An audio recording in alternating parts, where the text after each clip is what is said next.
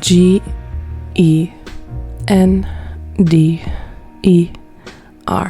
capital letters.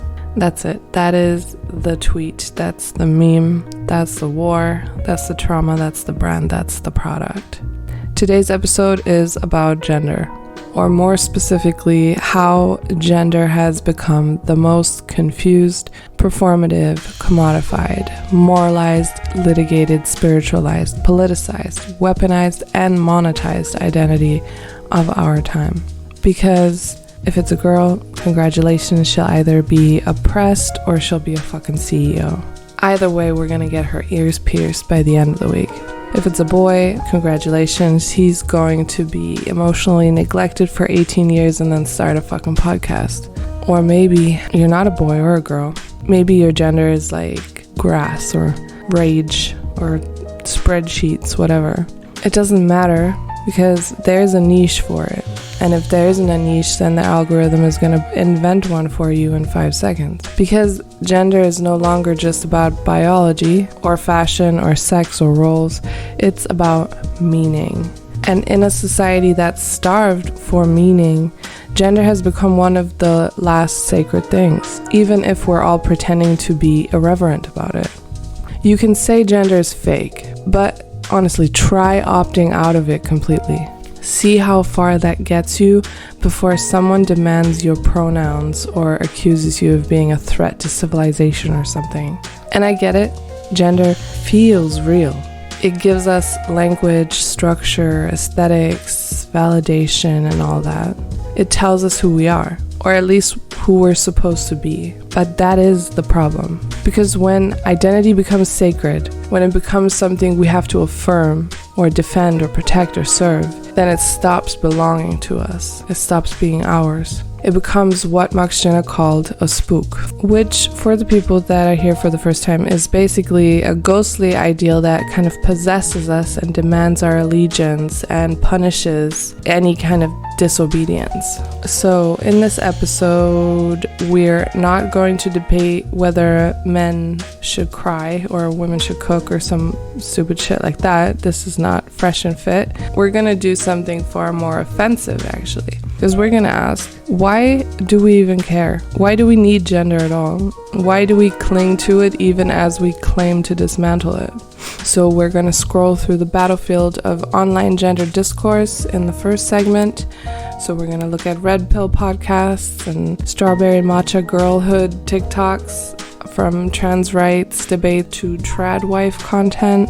And we're gonna try to make sense of the whole mess that we have in front of us. Then in the next part, we're gonna dissect gender as a spook, and not just as a social construct, but also as like an ideological performance that no one actually asked for, but everyone performs. And then in the next segment, I want to offer something psychoanalytical. So we're going to look at why gender actually feels necessary and what internal fantasies the concept itself kind of satisfies, and what happens when you stop trying to be legible altogether. And then in the end, I'm going to spotlight a very interesting essay. Alright, so grab your lipstick or your sword or your Bugatti or whatever the fuck makes you feel like whatever the fuck you think you're supposed to be. Alright, let's go. Okay, so let's start with the basics, or rather with what we call basics but are actually heavily mythologized behavioral scripts from the 1950s, gender roles. Okay, we'll start with gender roles. So we have the roles, right? So like broadly, you could say that the idea is that the man provides, the woman nurtures. The man fixes the car, the woman makes the salad. The man is emotionally unavailable and the woman is trying to make him emotionally available. And, you know, we meme about it. Like, you remember that This Is My Roman Empire thing? That, I don't know, maybe this is just something I remember off of TikTok. Like women being like, my Roman Empire is. But the very fact that we still organize so much of our aesthetic and moral and emotional behavior around these binary roles tells us something, which is that the roles haven't died, right? They're just kind of rebranded. So let's look at an example, which is the trad wife, okay? So in a world of burnout and digital disembodiment, the reemergence of this like trad wife domestic femininity is sold as resistance. So like there's like a woman and she's in a dress and she's baking sourdough bread, and this is kind of sold as an aspect of feminism in a sense. But it's never just about preference. It's sold that way. It's very much sold that way, but it is never just about preference. It's a performance of care and submission that is recontextualized as choice. So it's kind of like as if taking on the entire household labor load again is somehow liberatory, right? This is how it's framed. It's a liberatory thing because it's, filmed with some nice sound and, talked about as if it's like, oh, it's just a vibe, Anyways, this isn't just femininity, obviously. Masculinity is also stuck in its probably even more horrific, like vintage horror movie situation. So the real man, right? The real man trope is so weird, okay? Because it's kind of laced in contradiction. Because you're supposed to be like ripped and emotionless and financially dominant and like alpha coded. So this is all kind of sold as this thing where it's like you're supposed to protect women, but at the same time you basically are taught by these like podcasters and stuff to despise women and to devalue women. And when you crack under this pressure, under this contradiction as a man, then the only acceptable outlet is like starting a fucking podcast and talking shit about how women are the problem. So what we're seeing is like a violent nostalgia for certainty in a sense. So gender roles offer simple answers to very complex existential problems like, who am I?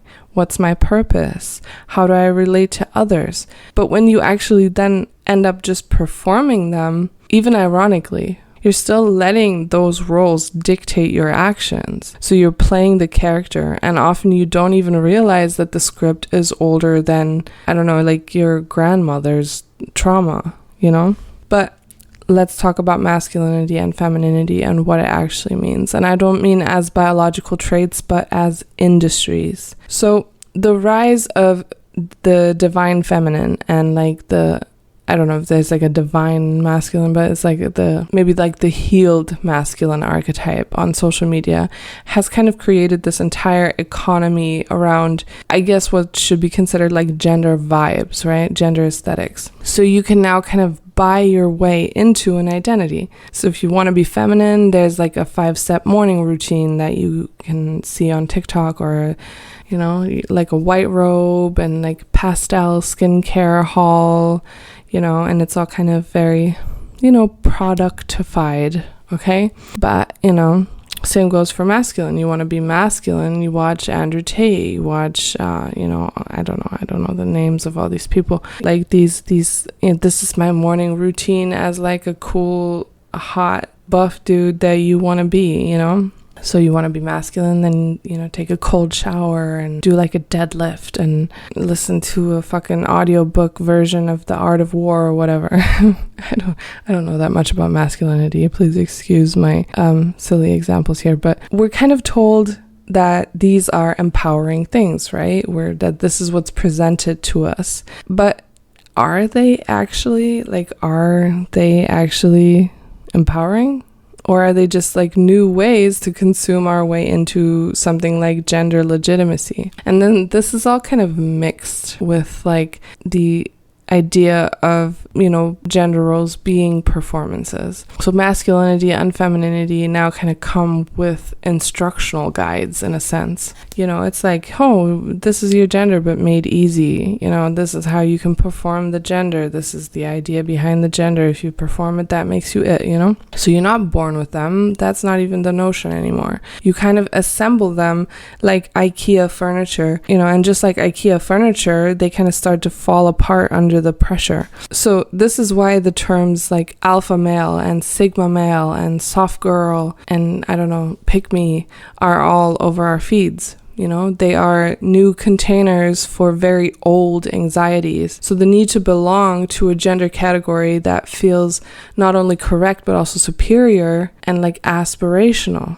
And that need is fed by an endless stream of influencers and coaches and branding experts that tell you how to perfect your gender aesthetic. But if it's all aesthetic, then what are we actually performing? And the bigger question might be, for whom? And here's kind of where the spook enters. Like, we're no longer performing gender for survival, which is kind of like what people are still claiming and pretending, but it just isn't the case anymore. We're actually performing it now for legibility, to be seen, to be known, to be marketable, to be a product. You don't just have a gender, you actually curate it. And every time you feel that you failed at performing it correctly, you don't question the system, you blame yourself. And this is, I think, where the trans question comes in, like this idea of realness, biology, and the politics of proof. And this is why there's such a giant debate about the trans issue, in a sense.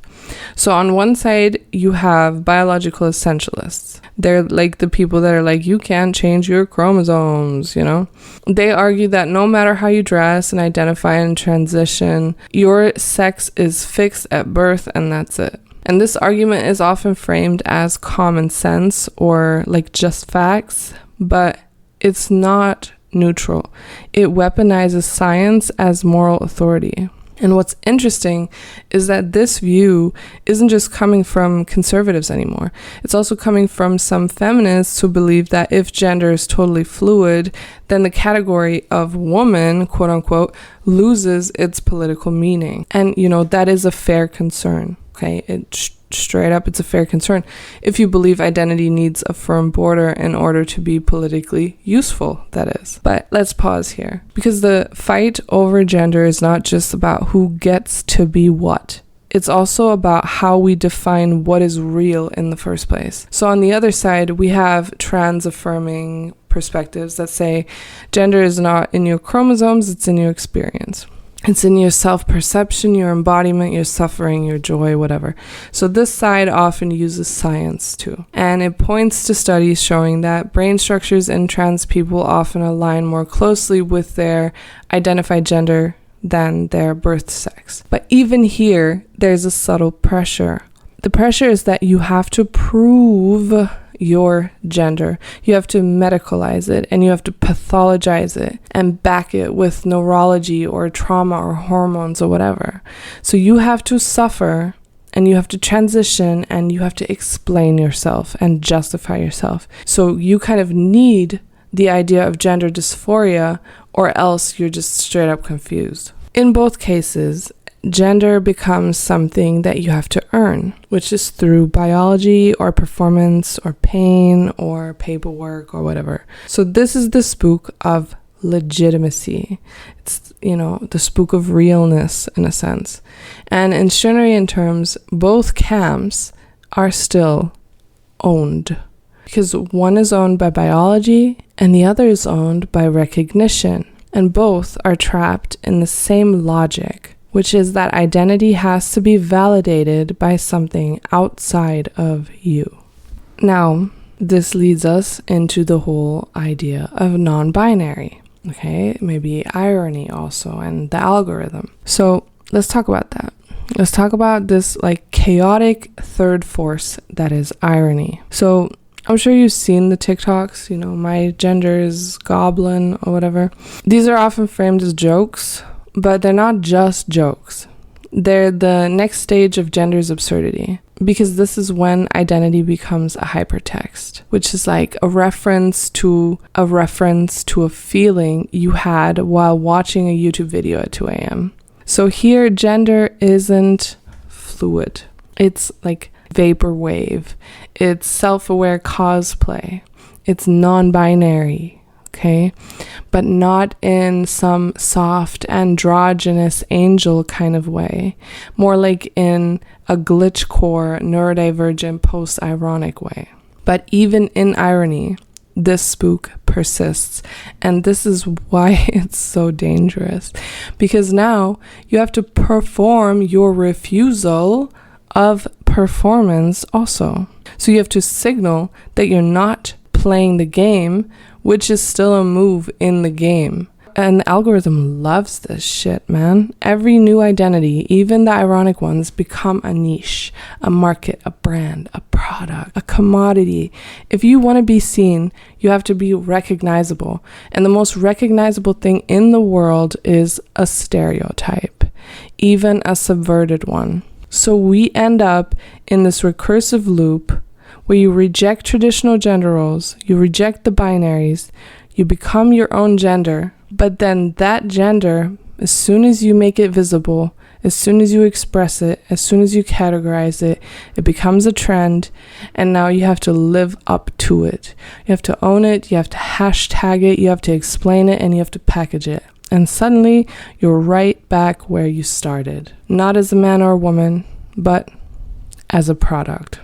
So why do we care? Why is this fight over gender so fucking loud? Why is it so vicious, and why is it so personal? I don't know about you, but that's how it feels to me for sure.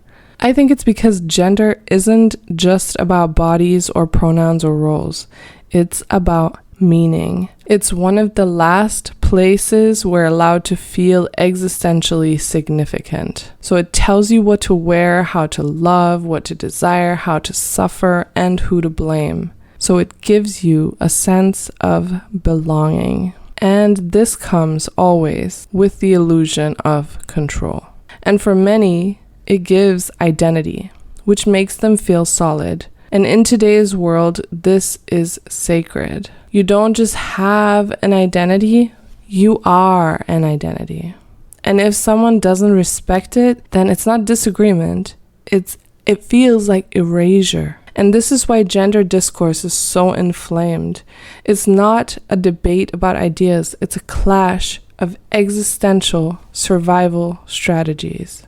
So, briefly, let's bring in Max Jenna. What would Max Jenna say? I think he would acknowledge that the struggle is real, but I think that he would still encourage us to take a step back because the struggle is for something unreal. Let me explain that. So in The Ego in Its Own, Jenna tells us that the most dangerous thing isn't the state, the church, or your boss. It's actually the ideas that you let live in your head as if they were gods. And he calls them spook, okay? So fixed ideas that demand your loyalty, your sacrifice, and your belief. And gender is one of the most persistent ones. And this isn't because of some moral reason. This is not because it's evil. It's just because it's so deeply entangled with psychological need that it becomes sacred. So Jenna would look at this entire gender discourse, I think. So the debates about biology, validation, passing, performance, whatever. And I think he would say something like, why are you trying to become something?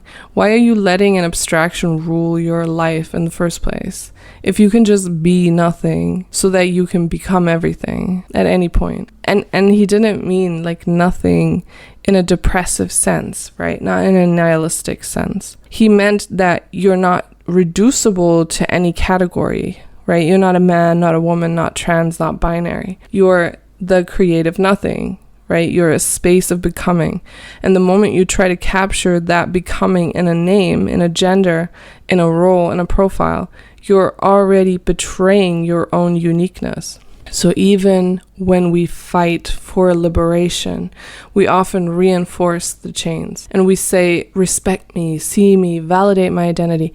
But identity is a prison when it becomes something we have to perform or explain or prove. So I think Jenna would ask something like, what if you didn't need to be valid?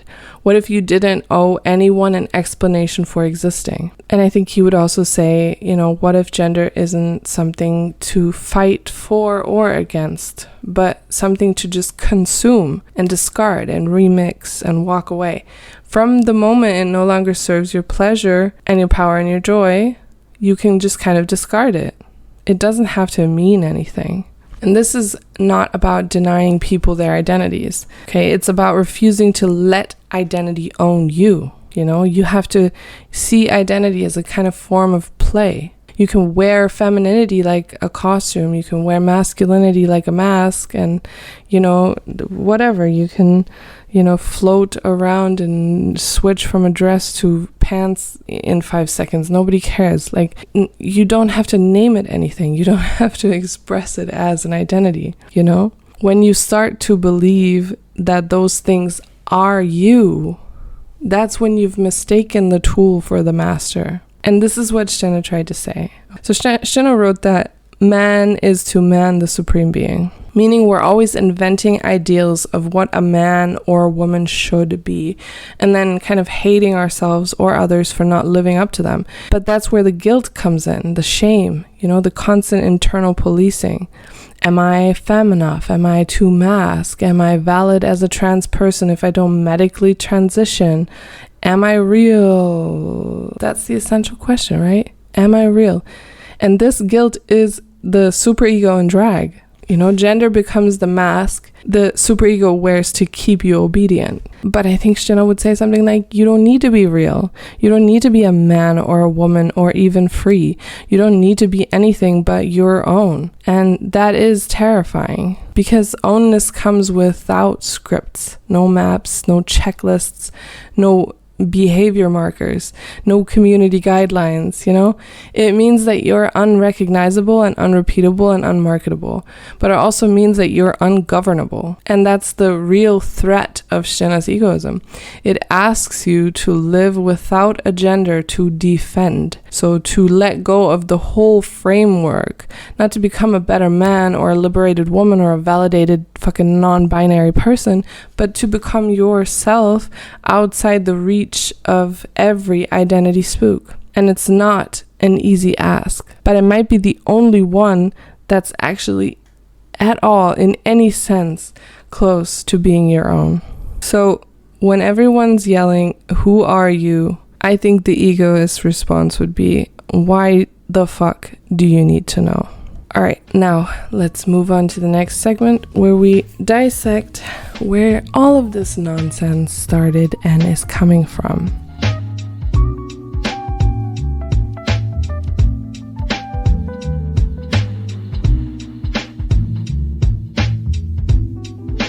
All right, we've heard it a million times. Gender is a social construct. It's a post-structuralist idea, right? What does it actually mean, though? Let's look into it. If we really believed that, we wouldn't be so obsessed with performing it, validating it, gatekeeping it, abolishing it, aestheticizing it, monetizing it, whatever. We say gender is a construct, but then it's kind of like, do we really believe that? Because it doesn't seem that way.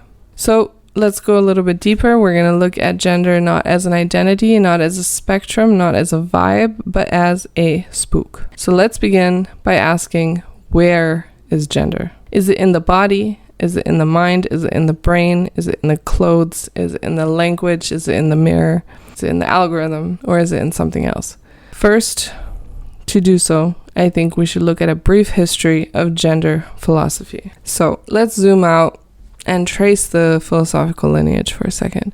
So the concept of gender as separate from biological sex is relatively new in Western thought. So ancient Greek philosophy, Aristotle, for example, viewed the female body as a kind of incomplete version of the male. Gender difference was interpreted as a natural hierarchy. Women were defective, in a sense. Case closed. Then we have Christian scholasticism, where gender became morally charged, right? So femininity was tied to sin, temptation, flesh. Masculinity was tied to reason and virtue. And the binary was very cosmic, right? It was very divinely ordained.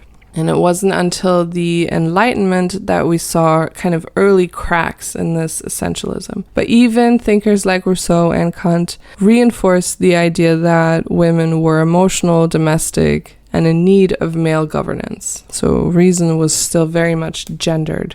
Then skip ahead a little bit.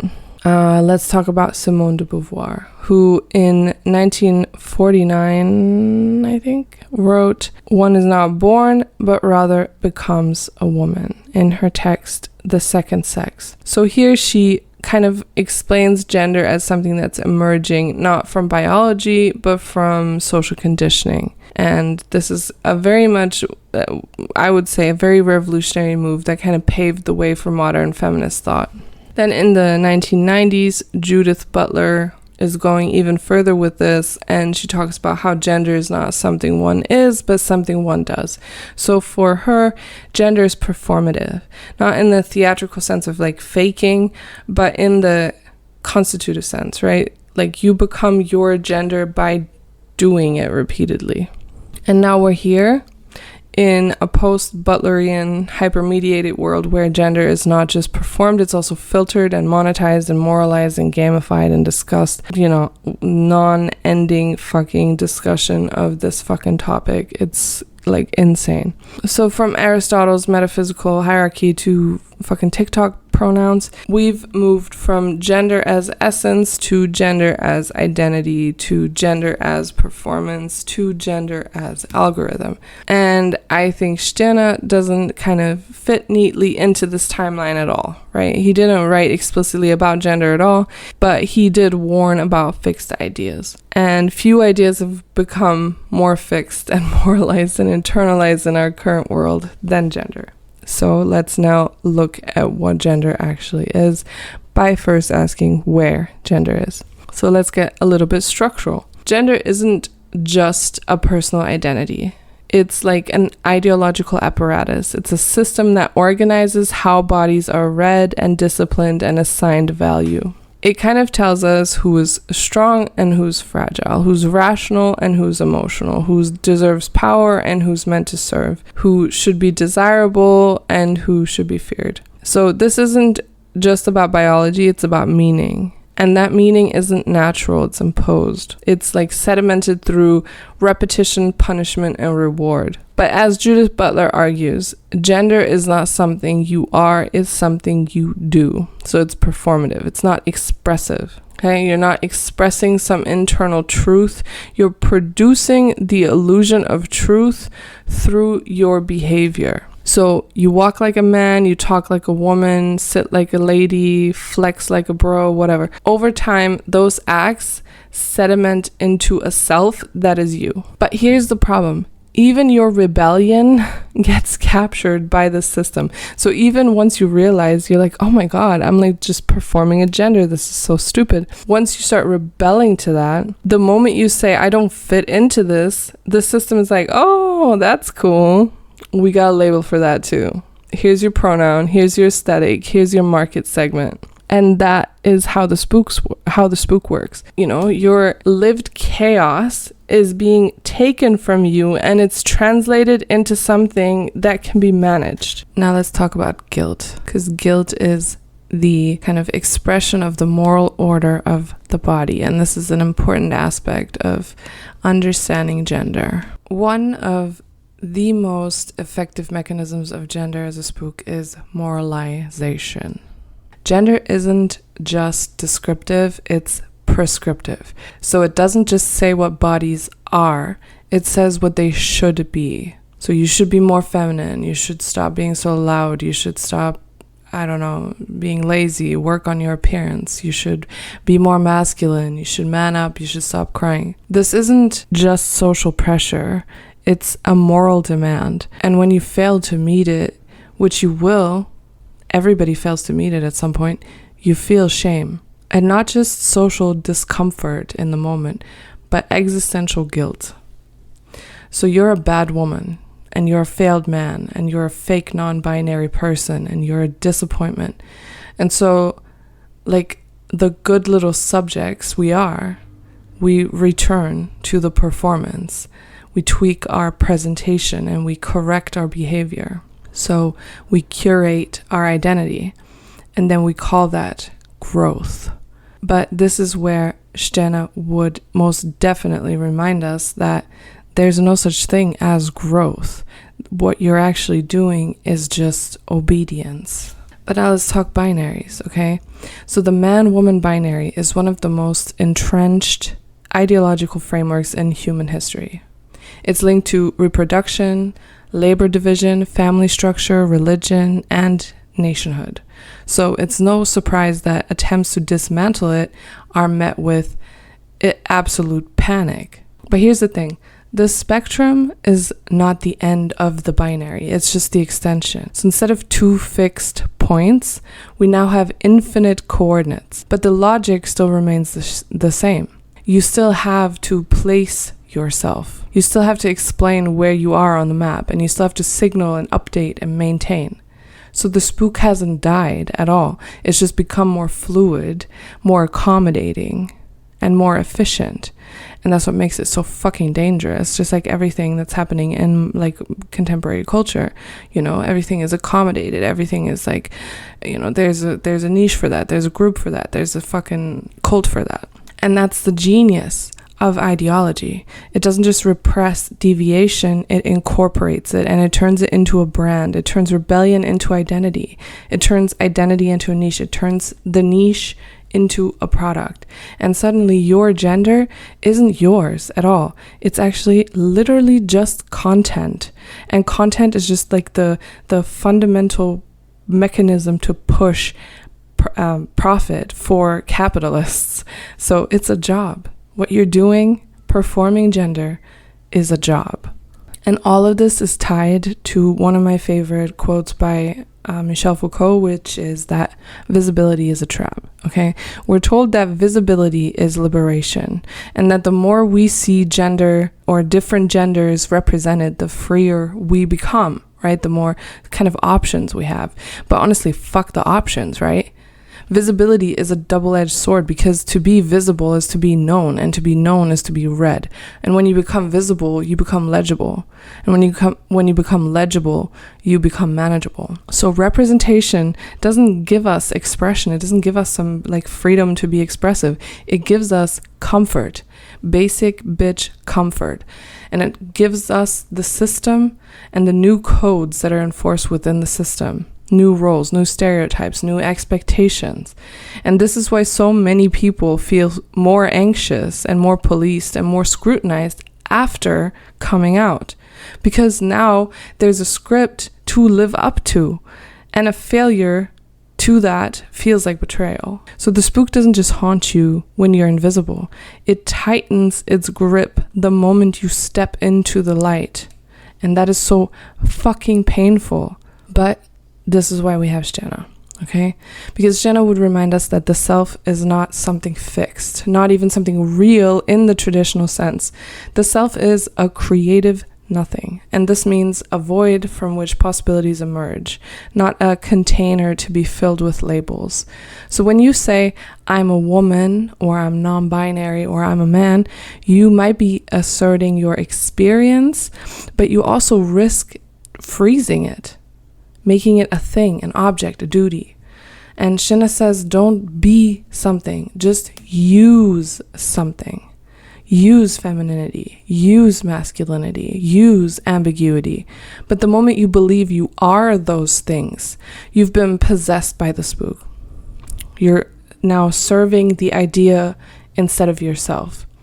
So you can call yourself whatever you want, but only if you recognize that the name is yours to throw away. And that's the ego's difference. It's not refusal, it's ownership. It's not denial, it's detachment. So gender doesn't need to be destroyed, it needs to be desecrated. It needs to be robbed of its sacredness, its seriousness, its moral weight, its expectation, its job as identity police. Because as long as gender remains sacred, and it doesn't matter if it's binary, fluid, expansive, abolished, whatever, it remains a spook. And spooks only have power if you believe in them. All right, now let's move into the psychoanalytic space and think about how we can actually approach this in a practical sense in the next segment.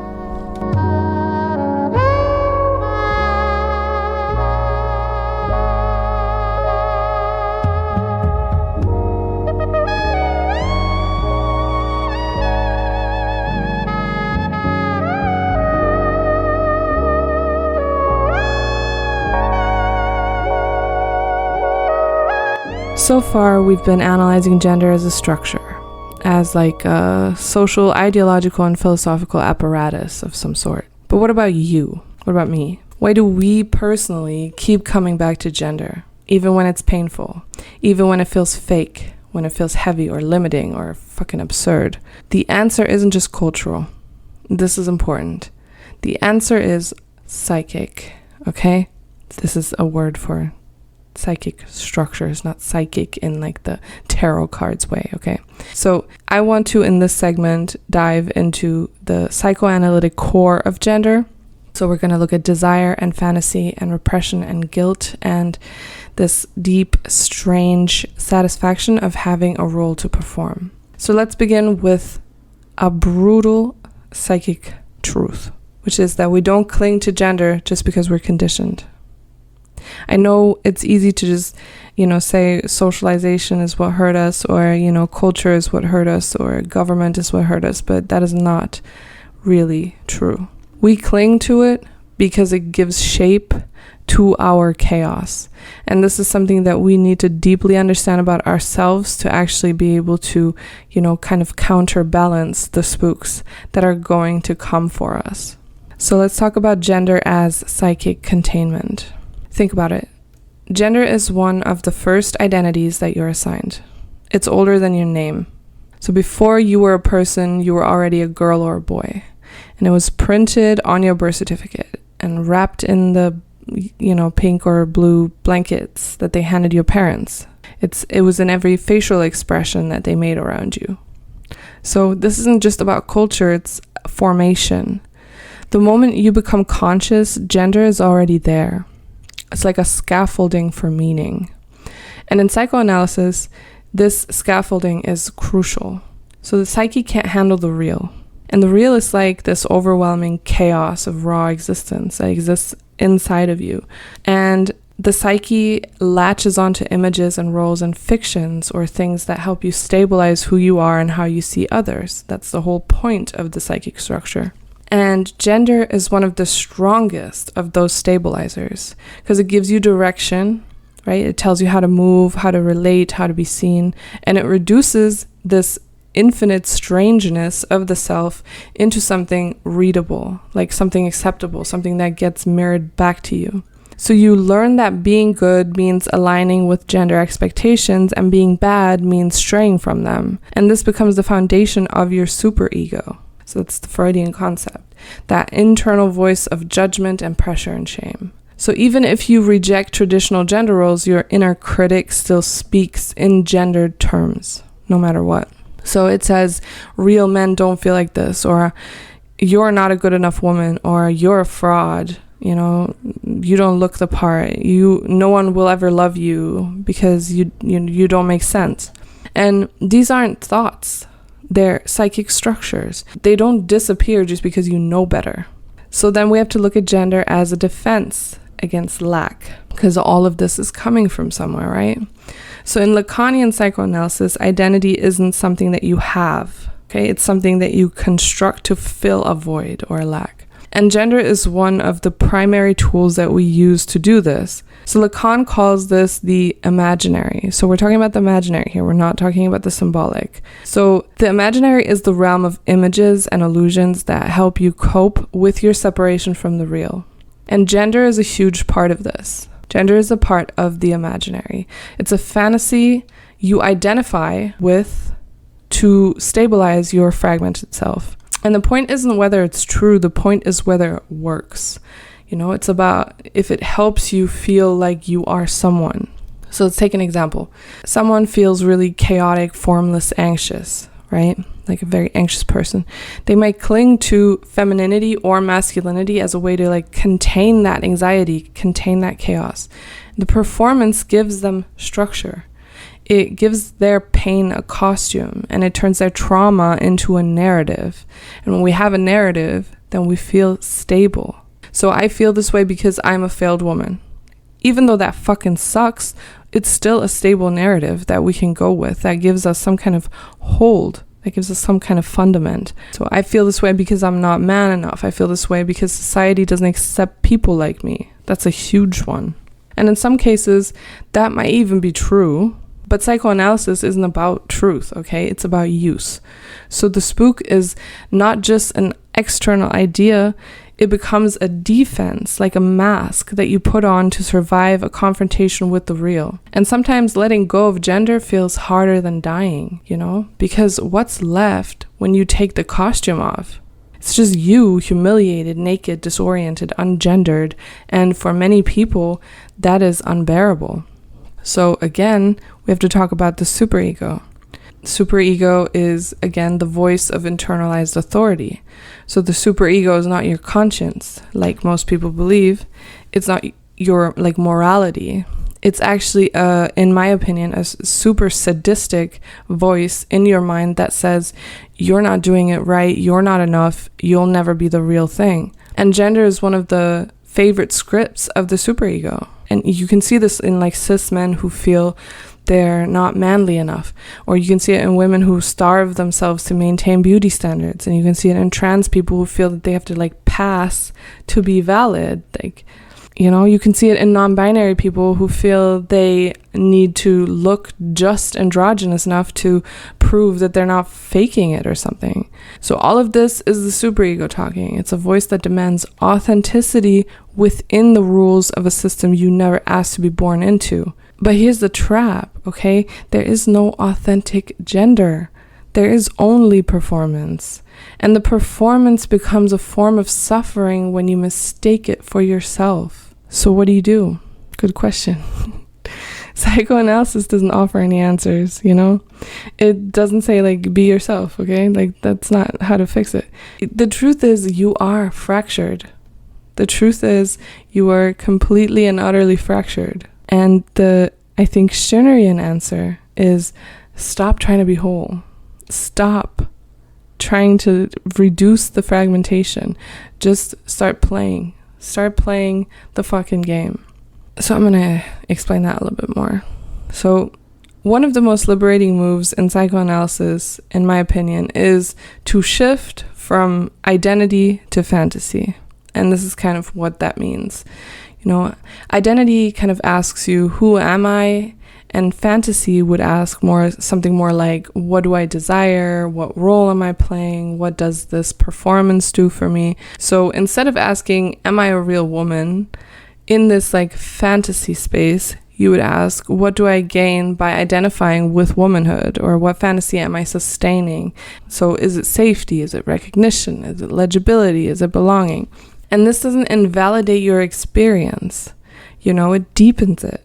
It reveals that gender is, like, not just a truth or a lie, it's actually a strategy. So for some, femininity is a defense against trauma, and for others, you know, it's a weapon to cover over vulnerability. You know, for some, non-binariness is an act of refusal. For others, it's a longing for ambiguity and freedom. And these aren't bad things, they're useful. But they're only empowering when you know you're using them and when you're free to stop using them if you don't want to do that anymore. And that is what Stirner calls ownness. So Stirner tells us that the individual is a creative nothing. So this is not a fixed identity, but a site of ongoing appropriation. Okay, taking what you need and discarding what you don't. And all of this without becoming a servant to any ideal. So psychoanalysis tells us that the ego is fragmented, and that, you know, identity is fantasy, and that desire is structured by lack. But if you use those two together, if you bring them together, they kind of suggest a new selfhood, a new kind of selfhood, which is not one that seeks stability, you know. It's actually one that kind of seeks play, that thrives in play. So you don't need to reject gender, you don't need to affirm it either. You just need to stop being owned by it. So use gender like a costume, like a drug, like a joke, like armor, like, you know, lipstick on your pain, whatever. But remember that it's yours. So you don't owe it to anyone, not to your community, not to your therapist, not to your ideology, not to your algorithm. You can actually just wear it until it fucking pisses you off and you don't want to wear it anymore. You can take it off when it starts to rot, and you can make up a whole new one for fun. You can refuse to explain, and you can change your mind at any point. And, you know, that is egoist freedom, technically, the closest you can get to any sort of freedom. So practically, I would say that it means, it doesn't mean living without gendered behavior. So we're always signaling, we're always navigating others' perceptions. That's part of life. But it means living without servitude to gendered ideals. So it means dressing how you want without justifying it as an expression, or speaking how you want without worrying about alignment, and being read incorrectly and letting that be someone else's problem. Letting go of the constant need to be understood. So it means knowing that your gender is a tool and not a truth. It's a story, not a sentence, if that makes sense. So in the next segment, I want to look into another way of understanding gender, which I thought was very interesting, which is an essay by Sara, Ahmed, I think that's how you say it, called Queer Phenomenology.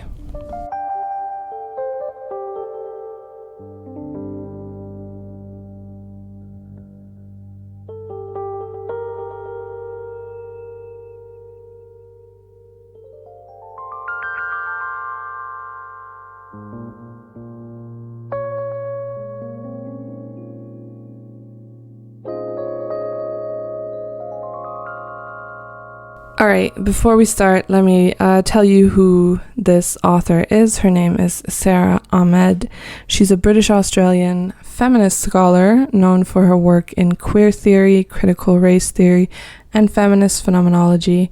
I would say that her writing is interestingly dense but also poetic. And I feel like it's very accessible in its affect. So it's like its emotionality kind of makes it accessible. Maybe that's just me because I'm that kind of a person, but I find it very accessible reading, and I would suggest it to anyone. Basically, I think it's not difficult to understand. It's not too hyper academic.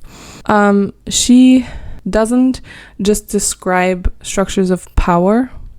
She kind of more feels them. It's about feeling them and then sort of explaining what they feel like. And she's one of the few thinkers who can talk about something like walking down a hallway, and in a way interestingly connecting that to things like gender and space and embodiment in a way that you can kind of feel in your own body. So it's very interesting writing. She seems like a lovely person. Okay, so Queer Phenomenology was published in 2006.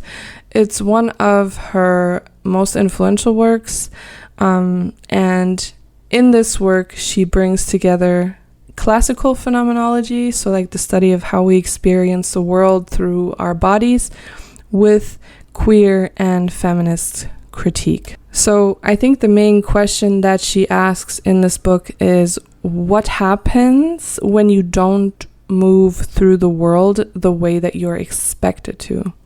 And what happens when the world wasn't designed for bodies like yours? So she uses examples from literature and personal experience and philosophy, and she maps out how norms like heterosexuality and whiteness and gender shape not just what we think, but also how we move.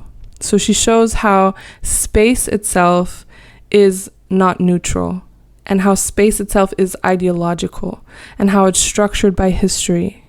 And your experience of it kind of depends entirely on whether your body fits the narrative, fits the system. So in short, the book isn't about gender identity as such. It's more about how gendered life is spatially experienced, spatially lived, and how it orients us, and how disorientation becomes a risk and also a political act. So, simple question, what does it mean to walk straight? And this is interesting because that's the deceptively simple question that she opens her work with. Like most things in philosophy, the moment you ask this kind of thing seriously, the floor kind of starts to give away, and there's all these layers, and you're falling down this bottomless hole. But let's look at it. So in this text, she explains that orientation isn't just about direction. It's about how we come to feel at home in the world. And it's about how certain bodies move through space with ease and others stumble and stall and deviate. And phenomenology, especially in like the tradition of Husserl and Merleau-Ponty, is all about lived experience. So it asks, how does the world appear to us through our bodies, and how do we come to know space and direction and time and relation through movement? But she takes this framework and she queers it. So this means that she kind of literally and conceptually argues that straightness is not just a sexual orientation at all, that it's a social orientation. So it's a normative path that we're trained to walk in behavior and in desire and in gender. And that's where the spook, creeps in. So the central metaphor here is the line. So the line represents what is already laid out. So the paths that we're expected to follow, like heterosexuality is a line, gender roles are a line, whiteness is a line, able-bodiedness is a line, whatever. So these lines shape the world before we even know that we're in it, in a way. They dictate not just where we go, but what we see as reachable. And they shape our sense of what feels natural and what feels wrong. So to be straight in her world means to walk a line without resistance, and you don't have to think about it, right? You don't even notice you're walking it. So in contrast to that, to be queer means to exist outside normative gender, means in this case to deviate from that line, and and deviation is disorientation. It means bumping into things and getting lost and losing access and being seen as out of place or feeling out of place. And this isn't just metaphor. Gender literally shapes how we inhabit space and think about posture and gesture and voice and eye contact and proximity and safety. So gendered embodiment changes how we move and how we are moved. And she explains that bodies acquire shapes through repetition. So you become feminine, not because it's inside you or something, but because you've repeated gestures that align with what femininity expects of you. So you sit a certain way and you lower your voice and you avoid confrontation and you take up less space. And this isn't just about essence, it's about habituation.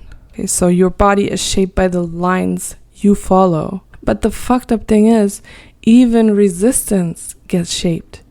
So when you try to step off the line, say by refusing femininity, you're still negotiating with that original path. You're still oriented by it, even as you defy it. And that's, to me, that's fucking terrifying. So even when you walk away, the line still knows you. It still has you. You're still stuck to it in a way. Another powerful concept in this book, I think, is legibility. So the idea that to be seen as coherent and intelligible and valid, your body kind of has to align with expected coordinates. And this applies to gender, of course, because a cis man walking confidently down the street, 100% legible, right? A trans woman in a dress, gets stared at because her embodiment deviates from the expected line. And oh my God, a non-binary person who doesn't look, androgynous enough to be oh, that's a non-binary person. That's, what the fuck are you, right? Because their presentation isn't aligned with the identity script. And this is where her work overlaps deeply with what I think it overlaps deeply with Shenna, because this is the epitome of a spook, right? Legibility becomes a moral demand. So it's not enough to just be, you have to be recognizable. And this recognition is always spatial. It happens in hallways, sidewalks, bathrooms, family dinners, dating apps, whatever. So to pass and to blend and to survive, you have to reorient yourself toward the line, even if it betrays you. So let's fully generalize this shit. What happens when we say, I don't want your line, I don't want to walk in a straight world, I don't want to walk straight in the world, I actually want to stumble and swerve and fall and crawl and invent my own direction. And that is ownness. So it's refusing to let inherited norms define your movements. So Ahmed gives us the map for how those norms shape us, and Shena gives us the hammer to break them. So this book is awesome. It really helps with understanding the structural makeup of a lot of spooks. It gives you a very interesting new perspective, and I really suggest it to anyone who's interested in the topic. Okay, this is it for me for now. I'm going to give you some information about the projects that we got going. I hope you enjoyed this episode. I really enjoyed creating it. So if you are interested in books on the topic, you can check the description. I have some books that I have included the links for that you can purchase, or you could probably also find them online for free, maybe. I don't know. Anyways, if you enjoyed this episode, if you felt like something is cracked open inside you, this is a good thing. This is where you should be. You should come back next week. Okay, I feel so gross doing that. I'm not gonna do it again. Anyways, so we are basically, this podcast is basically part of like a bigger project. We have lots of cool Stena related stuff. So just have a look at the links in the description. You can also support the project in various ways. Of course, sharing, commenting, engaging with the content is always good. You can follow on social media. You can give me money. That's always appreciated. You can assist in the project. You can, just have a look, see what you think. Give me some feedback if you want. Share this episode. Share it. Sharing it is a huge thing. You can also violently dislike it. You can post it on like Discord servers, Reddit, fucking subreddits or whatever, and talk shit about it. I'm down. Do it, please. It helps a lot. So I think that's it for me. Until next time, remember not to let the spooks get you.